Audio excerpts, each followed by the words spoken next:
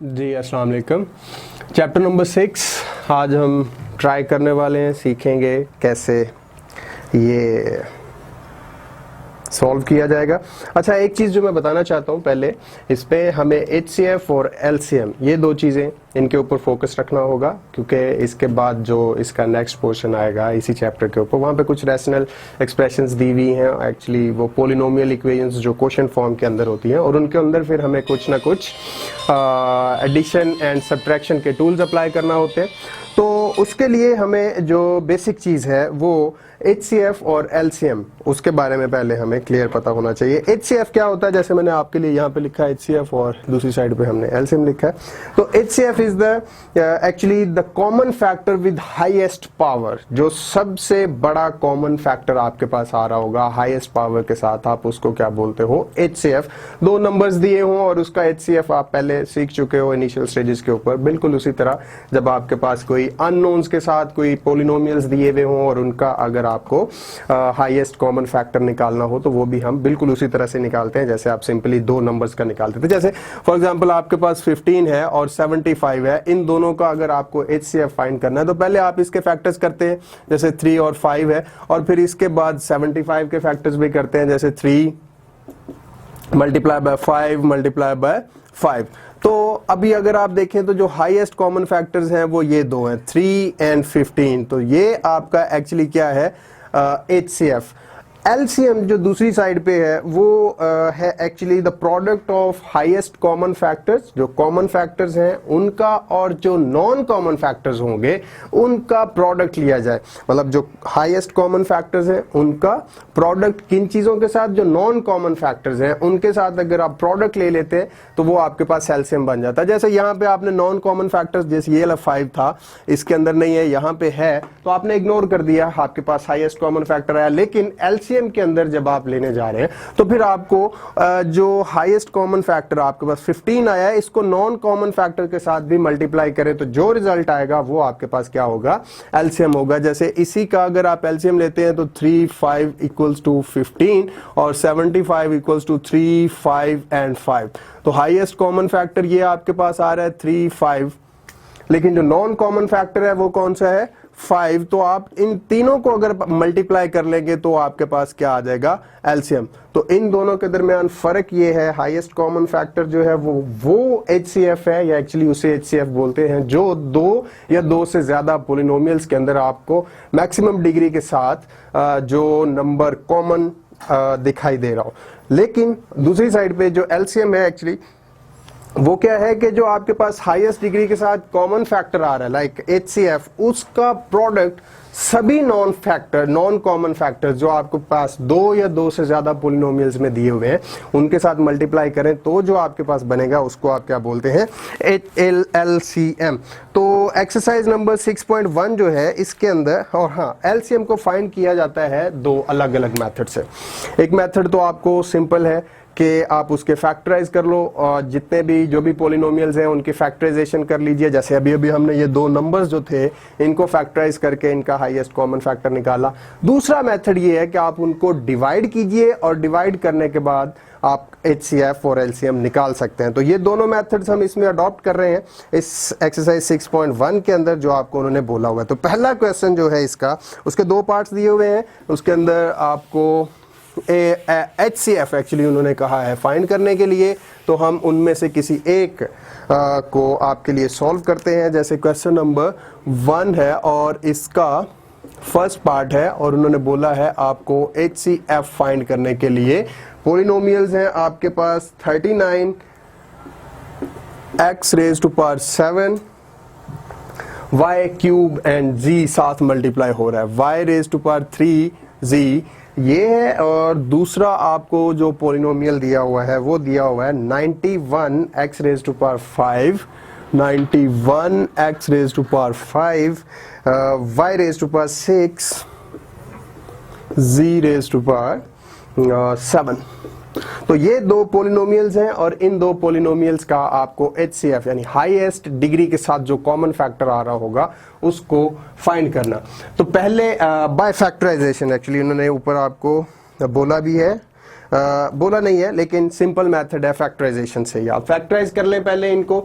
Solution के अंदर हम पहले इन दोनों को फैक्टराइज करते हैं। 39 x raised to power 7 y raised to power 3 z is actually equals to 39 के जो फैक्टर्स हैं वो आपको पता है 3 times 13 13 threes are actually 39 and x raised to power 7 है। आप इसको 7 को x को 7 टाइम मल्टीप्लाई करके लिख सकते हैं, वो एक्चुअली इसके एग्जैक्ट फैक्टर्स होंगे। लेकिन आप क्या कीजिए कि x raised to power 7 को आप लिख लीजिए x raised to power 5 times x raised to power 2। क्यों? क्योंकि मैक्सिमम डिग्री मैंने वो लिखी है जो आपके पास दूसरे फैक्टर में x के अंदर है। x की डिग्री दूसरे फैक्टर के अंदर 5 है, तो आप मैक्सिमम उस डिग्री तक उसको ब्रेक कर लीजिए, उसके फैक्टर्स बना लीजिए। उसके बाद आपके पास y raised to power 3 है, तो सेम लिखा रहने दीजिए क्योंकि दूसरे फैक्टर के अंदर y की जो डिग्री है वो इससे ज्यादा है, तो इसको उसी तरह से ही रहने दीजिए। उसके बाद z है, इसको भी सेम लिखा रहने दीजिए क्योंकि z की पावर वहां पे दूसरे फैक्टर में ज्यादा है। बिल्कुल इसी तरह अब आप फैक्टर्स ले लीजिए 91 x raised to power 5 y raised to power 6 z raised to power 7 के भी।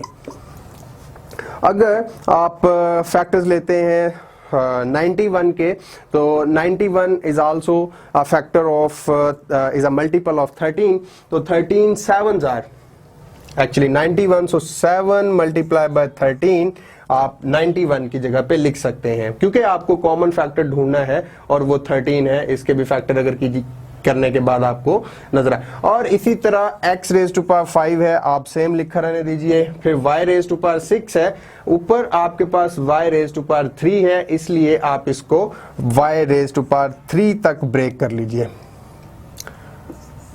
और अगर y raised to power 3 तक ब्रेक करेंगे तो फिर y 3 times y raised to power 3, क्योंकि जब भी आप दो सेम बेसिस के साथ डिफरेंट पावर्स को ऐड करते हैं, मल्टीप्लाई करते हैं, तो वो पावर्स क्या हो रही होती हैं, ऐड हो रही होती हैं। तो 3 + 3 equals to y raised to power 6, जो कि आपके पास ये था।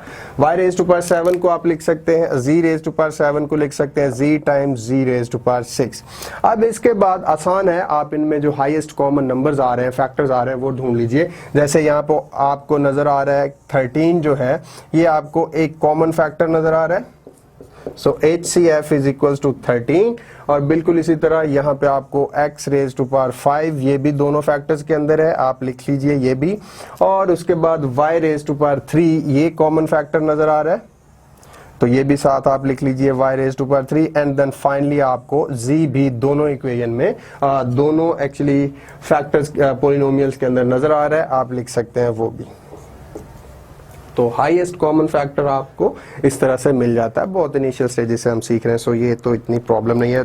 सेकंड पार्ट आप इसका कर लेंगे इसी तरह एंजॉय करते करते।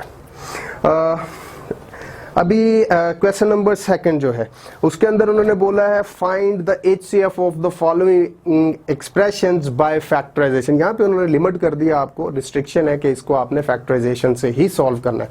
तो फैक्टराइजेशन बिल्कुल इसी तरह ही है, आप उसी के पहले फैक्टर्स कीजिएगा। फैक्टर्स करने के बाद आप देखिए दोनों पॉलिनोमियल्स के अंदर कौन से एक्चुअली ऐसा फैक्टर होगा जो कॉमन होगा, और सभी यानी दो या दो से ज़्यादा अगर आपको पॉलिनोमियल्स दिए हुए हैं तो उनके फैक्टर्स निकालने के बाद आप इसी तरह को ऊपर नीचे रखने के बाद उनमें से कॉमन ढूंढ सकते हैं। तो इनमें से कोई एक हम ट्राई करते हैं और आपके लिए। जैसे इसका 3 मैक्सिमम 3 ही दिए हुए हैं, तो हम 3 वाला ही ले लेते हैं। जैसे ये है सेकंड पार्ट इसका, क्वेश्चन नंबर 2, और उसका पार्ट सेकंड ले लेते हैं। सेकंड पार्ट, तो पहला आपको x³ - 27 x³ - 27 है, फिर x² + 6x - 27 x² + 6x - 27 and finally 2x - 18। और आपको इसका भी HCF ही फाइंड करना है। तो मैं इनको अलग अलग पोर्शंस बना लेता हूं, यहाँ पे इनके फैक्टर्स ढूंढ लेते हैं पहले, फिर उसके बाद देखेंगे कि इनमें से कॉमन कौन सा है। x³ - 27 is actually equals to, आप इसको लिख सकते हैं x³ - 3³ उसके बाद है x square plus 6x minus 27, तो आप इसकी फैक्टराइजेशन कर सकते हैं। इसकी फैक्टराइजेशन करने के लिए बल्कि पहले हम क्या करते हैं कि इसी के प्रॉपर फैक्टर्स जितने भी हैं एक्स क्यूब माइनस 27 के, वो हम लिखते हैं। तो एक्स क्यूब आप इसके लिए एक फॉर्मूला होता है जो हमने लास्ट चैप्टर के अंदर सीख के आए हैं, a cube minus b cube equals to a minus b times a square plus a b plus b square. तो यही फॉर्मूला अगर आप यहां पे अप्लाई करते हैं तो ये x जो है वो आपके पास a के तौर पे यूज हो रहा है और 3 जो यूज हो रहा है वो b की जगह पे यूज हो रहा है। अगर आप x को a माने और 3 को b माने और यही फॉर्मूला यहां पे जो ये हमने अभी आपके लिए लिखा है, यही फॉर्मूला अगर आप यूज करते हैं तो आपके पास ये बन जाएगा x minus 3 times x square minus x square plus 3x plus 9। तो ये एक्चुअली आपके पास फैक्टर्स बन जाएंगे एक्स क्यूब माइनस 3 क्यूब के। तो अभी अगर उसको मैं ज़्यादा सेपरेट करके लिखूं तो ये बन जाएंगे x minus 3 times x square plus 3x plus 9। तो ये फैक्टर्स आपने निकाल लिए एक्स क्यूब माइनस 27 के, एक्स क्यूब माइनस 27 के, आपके पास ये फैक्टर्स आ गए। बिल्कुल इसी तरह अभी आप क्या कीजिए कि जो आपके पास दूसरा पोलिनोमियल दिया हुआ है इसके भी हम फैक्टर्स निकालते हैं और इनके फैक्टर्स भी फिर इसी तरह सेकंड फैक्टर्स भी निकालते हैं, देखते हैं कौन सी चीज इन तीनों में फिर कॉमन होगी। X square plus 6x minus 27, इसमें से फैक्टर्स कैसे निकाले जा सकते हैं? एक क्वाड्रेटिक इक्वेशन है, क्वाड्रेटिक इक्वेशन के 2 फैक्टर्स होते हैं, क्यूबिक के 3 फैक्टर्स होते हैं। जैसे यहाँ पे आपको नजर आ रहा है ये स्क्वायर वाली टर्म भी है, इसके भी 2 आगे निकाले जा सकते हैं। खैर इसके फैक्टराइजेशन आप सीख चुके हैं लास्ट चैप्टर के अंदर के मिडिल टर्म को ब्रेक करें और इस तरह से ब्रेक करें 2 पार्ट्स के अंदर कि वो इन 2 एक्सट्रीम टर्म्स का प्रोडक्ट बन जाए, तो फिर आप उसमें से भी वापस फैक्टर्स ले सकते हैं। तो अगर देखा जाए तो एक्स स्क्वायर और 27 को आप मल्टीप्लाई करें, एक्स स्क्वायर को माइनस 27 के साथ मल्टीप्लाई करें तो माइनस 27 एक्स स्क्वायर आपके पास आना चाहिए। इस 6x को 2 पार्ट्स ऐसे बनाएं जिसको मल्टीप्लाई करने से आपके पास माइनस 27 एक्स स्क्वायर आ जाए और ऐड करने से आपके पास वापस 6x आ जाए। तो वो 2 पार्ट्स एग्जैक्टली आप समझ चुके होंगे। Plus 9x minus 3x minus 27। अब 9x और 3x का डिफरेंस लें तो वो आपके पास 6x आएगा जो कि ये है, और 9x को माइनस 3x के साथ मल्टीप्लाई अगर करें तो वो माइनस 27x बन जाएगा। खैर यहां से अगर आप पहली 2 टर्म्स में से x को कॉमन लें तो x प्लस 9 और माइनस 3 कॉमन लें तो भी ये x प्लस 9 ही रह जाएगा, और यहां से फिर x प्लस 9 को अगर कॉमन लिया जाए तो आपके पास x माइनस 3 रह जाएगा। तो ये सेकंड पार्ट जो है इस क्वेश्चन के 3 पार्ट्स में से जो सेकंड पार्ट है उसकी अगर आपने फैक्टराइजेशन करी तो वो आपके पास आ गया x plus 9 times x minus 3। तो अभी क्या करना है हमें, लास्ट पार्ट रह गया है, इसके भी इसी तरह फैक्टर्स हम निकालते हैं, फिर देखते हैं इनमें से कॉमन कौन सा है। तो 2x माइनस 18, इसमें से सबसे पहली जो चीज आपको नजर आ रही है वो कॉमन कौन सी है? 2 अगर आप कॉमन ले लेते हैं तो आपके पास रह जाएगा 2 into x minus 9। Wait a second, मुझे ये चेक कर लेने दीजिए हमने क्वेश्चन सही लिखा है। हाँ, तो एक्चुअली ये 2x स्क्वायर है, 2x स्क्वायर माइनस 18। अगर 2 आप कॉमन ले लेते हैं तो आपके पास पीछे रह जाएगा 2 टाइम्स एक्स स्क्वायर माइनस 9। 2 रहने देते हैं हम इसको, बिल्कुल साथ ही साथ चलेगा 2, और इसको आप लिख सकते हैं एक्स स्क्वायर माइनस 3 स्क्वायर, और इसके ऊपर फॉर्मूला जो बहुत बारी हम यूज कर चुके हैं, a square minus b square equals to a plus b times a minus B.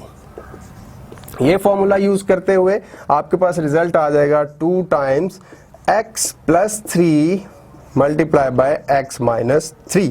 तो एक्चुअली आपको जो तीनों पार्ट्स दिए हुए थे इस एक क्वेश्चन में, जिसका आपको HCF फाइंड करना था, उसको आपने फैक्टराइज किया। तो फैक्टराइज करने के बाद हमारे पास x क्यूब माइनस 27 के फैक्टर आए, x minus 3 times x square plus 3x plus 9, और x square plus 6x minus 27 के दो फैक्टर्स जो बने x plus 9 times x minus 3, और 2x क्यूब माइनस 18 के जो दो फैक्टर्स हमें नजर आ रहे हैं, तीन फैक्टर्स एक्चुअली, वो है 2 times x plus 3 x minus 3।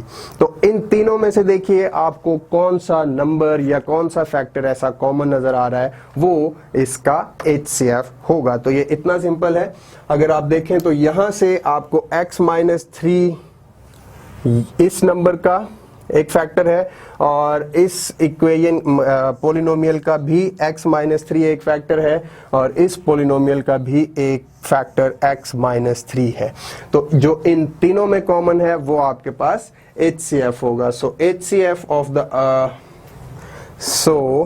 HCF will be x minus 3। बिल्कुल इसी तरह आप बाकी भी अगर इसी क्वेश्चन को ट्राई करते हैं, इसके 3 पार्ट्स और हैं, 4 पार्ट्स और हैं, तो वो भी इसी तरह से ही सॉल्व हो जाएंगे इंशाल्लाह। इसके बाद है क्वेश्चन नंबर 3, जिसके अंदर उन्होंने बोला है आपको HCF फाइंड करने के लिए बाय डिवीजन मेथड। तो डिवीजन मेथड हम यहाँ पे अप्लाई करते हैं और देखते हैं इसका HCF कैसे। तो डिवीजन मेथड नॉर्मली हम तब अडॉप्ट करते हैं जब फैक्टराइज करना इजी ना हो। फैक्टराइज करना जब आसान ना हो तो फिर आपको जो दूसरा मेथड है HCF फाइंड करने का, वो है डिवीजन मेथड। तो यहाँ पे जैसे इनके फैक्टर करना इजी था, तो इसलिए हमने फैक्टराइजेशन से ही इसका HCF निकाल लिया। अभी जो क्वेश्चन हम करने वाले हैं, आप देखते ही आप उससे अंदाज़ा लगा सकते हैं कि वहाँ से जो फैक्टर्स निकालना इतना इजी नहीं लग रहा होगा, इसलिए फिर हमें उनको डिवाइड करके उससे जो हाईएस्ट कॉमन फैक्टर है वो कैसे निकालना सीखते हैं। क्वेश्चन नंबर 3 है, find HCF by division method.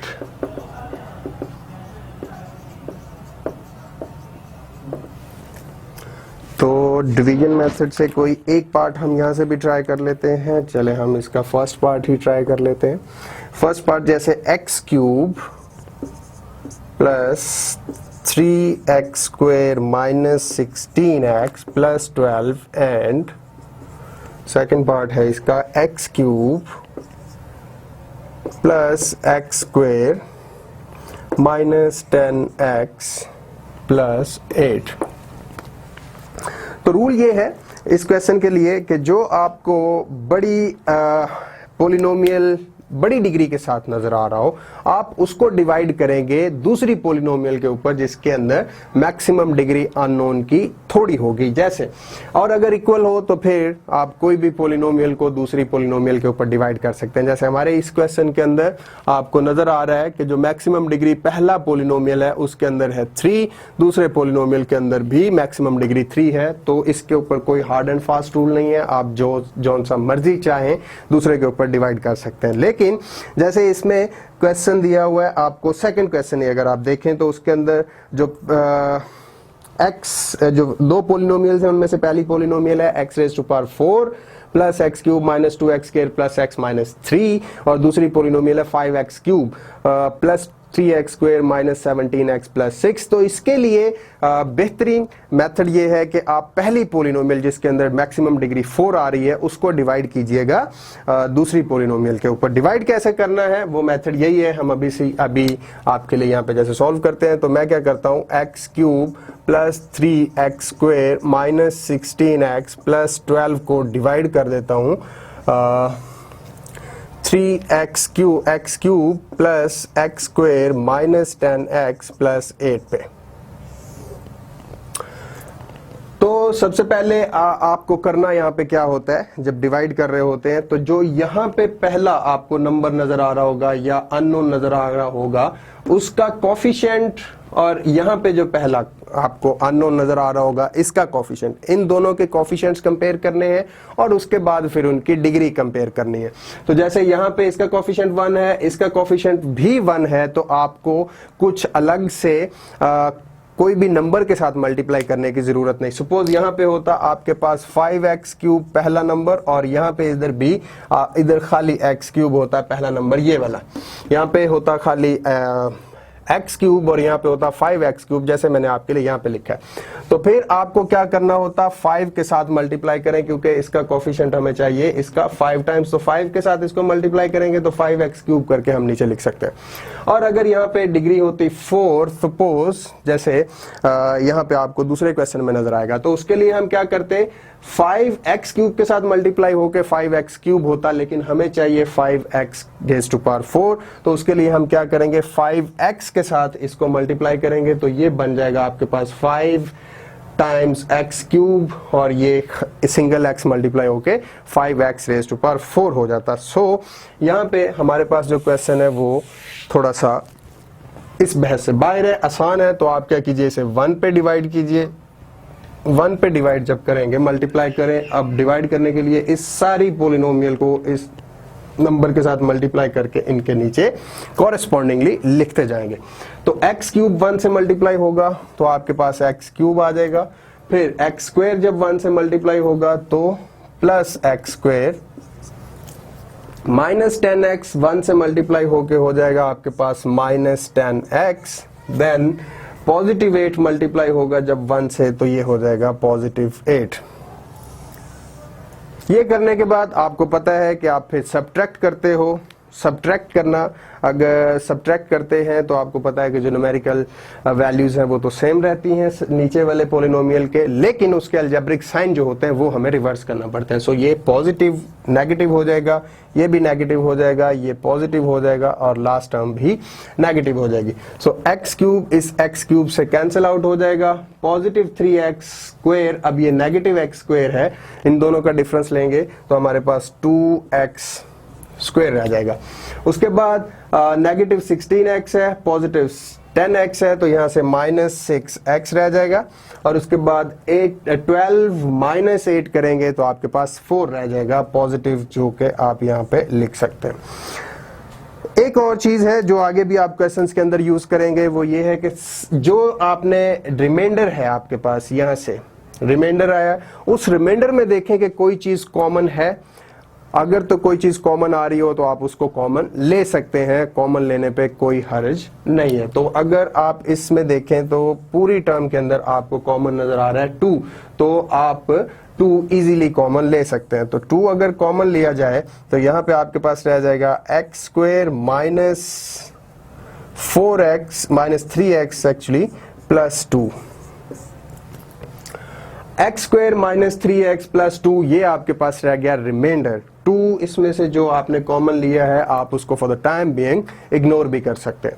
तो एक्चुअली आपके पास रह गया फिर x² माइनस 3x प्लस 2। अब ये रिमाइंडर और आपका डिवाइडर जो है, इन दोनों को आप क्या कीजिए, कंपेयर करके देखिए। अब रिमाइंडर की जो डिग्री है मैक्सिमम आपको नजर आ रही है 2, लेकिन जो डिवाइड जिसको करना है, जिसके ऊपर डिवाइड करना है, उसकी डिग्री मैक्सिमम आपको 3 नजर आ रही है। तो ये मुमकिन नहीं है कि आप इस चीज को एक्चुअली इस पे डिवाइड करें। हाँ, ये चीज डिवाइड हो सकती है। सो क्या करेंगे, अभी ये जो टर्म है उसको इसके ऊपर आप डिवाइड कर दीजिए, बिल्कुल उसी तरह से जैसे आपने यहां पे डिवाइड किया था। तो x³ plus x² minus 10x plus 8। जब ये टर्म अगर आपने इस टर्म को इस टर्म पे डिवाइड करना है तो अगेन उसी तरह कोफिशिएंट्स कंपेयर कीजिए, पहली टर्म का यहाँ पे भी और इधर भी। तो कोफिशिएंट अगर आप कंपेयर करेंगे तो यहाँ पे आपको नजर आ रहा है x³ है मैक्सिमम, ये x² है, तो आपको मल्टीप्लाई करना पड़ेगा इसे x के साथ। एक्स स्क्वायर जब एक्स के साथ मल्टीप्लाई होगा तो ये हो जाएगा आपके पास एक्स क्यूब, उसके बाद माइनस 3x एक्स से मल्टीप्लाई होगा तो ये हो जाएगा minus 3x square, minus 3x x से मल्टीप्लाई होगा तो माइनस 3x स्क्वायर, और फिर पॉजिटिव 2 जब x के साथ मल्टीप्लाई होगा तो ये हो जाएगा आपके पास पॉजिटिव 2x। अगेन आप क्या कीजिए, साइन रिवर्स कर दीजिए। रिवर्स करने के बाद देखिए तो ये x क्यूब टर्म से कैंसिल हो जाएगी, पॉजिटिव x स्क्वायर और पॉजिटिव 3x स्क्वायर आपको 4x स्क्वायर रिजल्ट देगा। यहां से माइनस 10x और ये आपके पास नेगेटिव 2x, तो रिजल्ट आपके पास आ जाएगा minus 12x, positive 8 as it is आपका नीचे शिफ्ट हो जाएगा, क्योंकि यहाँ पे जो चीज़ आप सब्ट्रैक्ट कर रहे हो वहां पे आपके पास कोई भी कांस्टेंट नंबर मौजूद नहीं था। अभी भी आप क्या कर सकते हैं, इस इक्वेशन में से 4 को कॉमन ले सकते हैं। अगर कॉमन लिया जाए तब भी कोई हर्ज नहीं है, अदरवाइज आप इसको सिमिलरली अभी इस नंबर को, इस रिमाइंडर को इसके ऊपर डिवाइड कर सकते हैं। आप इन दोनों के कोफिशिएंट्स कंपेयर कर लीजिए। कोफिशिएंट्स कंपेयर करते हुए अगर आप देखें तो x स्क्वायर है, इसका भी x स्क्वायर है, लेकिन यहाँ पे कोफिशिएंट 4 है और इधर कोफिशिएंट 1 है, तो आपको 4 के साथ मल्टीप्लाई करना पड़ेगा। वहां पे हमने और क्यों नहीं किया था, क्योंकि ये आपका रिमाइंडर, उसकी डिग्री 2 जो थी वो कम हो गई थी डिवाइडर से, इसलिए हमें उसे वहां पे छोड़ना पड़ा, क्योंकि और हो नहीं सकता था डिवाइड। लेकिन यहाँ पे ये नंबर अभी और डिवाइड हो सकती है, ये पोलिनोमियल इस पोलिनोमियल के ऊपर, बिकॉज इन दोनों की डिग्रीज अभी सेम है। हाँ, अगर ऐसा होता कि इसकी डिग्री कम हो जाती तो फिर हम इसे ड्रॉप करके वापस इसको इस नंबर को, इस पोलिनोमियल को इस पोलिनोमियल के ऊपर डिवाइड करते, अगर ये वाली डिग्री कम होती। तो अभी हमारे पास ये डिग्रीज सेम है, मैक्सिमम डिग्रीज, तो इसलिए अभी इसी नंबर को हम मजीद इस नंबर पे डिवाइड कर सकते हैं, सॉरी इस पोलिनोमियल को इस पोलिनोमियल पे डिवाइड किया जा सकता है। तो वो अगर 4 के साथ मल्टीप्लाई करें बाय कंपेयरिंग द कोफिशिएंट्स, तो आपके पास क्या आएगा, x स्क्वायर को 4 से मल्टीप्लाई करें तो ये बन जाएगा 4x square, minus 3x next term है, उसको अगर 4 से मल्टीप्लाई करें तो ये माइनस 12x बन जाएगा। फिर याद रखिए, अब ये जो टर्म आप मल्टीप्लाई कर रहे हैं पोलिनोमियल, इसको जस्ट आपने जो नेक्स्ट नंबर लिखा है उसी नंबर के साथ मल्टीप्लाई करना है, इन दोनों के साथ मल्टीप्लाई करके नहीं लिखना, सिर्फ जो लास्ट नंबर आपने ऐड किया उसमें उसी नंबर के साथ इस पोलिनोमियल को मल्टीप्लाई करके लिखना है। x स्क्वायर जब मल्टीप्लाई होगा 4 से तो ये बन जाएगा 4x square, minus 3x multiply होगा 4 से तो माइनस 12x, और पॉजिटिव 2x जब 4 से मल्टीप्लाई होगा तो ये हो जाएगा पॉजिटिव 8। अगेन आप क्या कीजिए, इनके साइन रिवर्स कर दीजिए, मतलब चेंज कर दीजिए। अगर कोई पॉजिटिव टर्म है तो उसको नेगेटिव कर दीजिए, नेगेटिव को पॉजिटिव टर्म। तो देखिए पॉजिटिव और नेगेटिव ये दोनों कैंसिल हो जाएंगे, ये भी कैंसिल हो जाएगा, ये भी कैंसिल हो जाएगा, और रिमाइंडर आपके पास बच गया 0। तो ऐसा हाईएस्ट कॉमन फैक्टर कौन सा था जिसने आपका रिमाइंडर 0 बना दिया, वो है आपके पास ये नंबर, ये पोलिनोमियल। तो एक्चुअली ये पोलिनोमियल है आपके पास x square minus 3x plus 2 is the highest common factor of the above 2 polynomial. So HCF आप लिख सकते हैं, hence HCF is equals to x square minus 3x plus 2, क्योंकि ये वो पोलिनोमियल है जिस पे आप डिवाइड करने के बाद रिमाइंडर आपको 0 मिला। तो इसी तरह से आप ये थर्ड क्वेश्चन जो है ये सॉल्व कर सकते हैं, इजीली हो जाएगा। क्वेश्चन नंबर 4 जो है HCF हमने सीख लिया कैसे निकालते हैं, अभी हम क्वेश्चन नंबर 4 के अंदर सीखेंगे LCM कैसे निकालते हैं।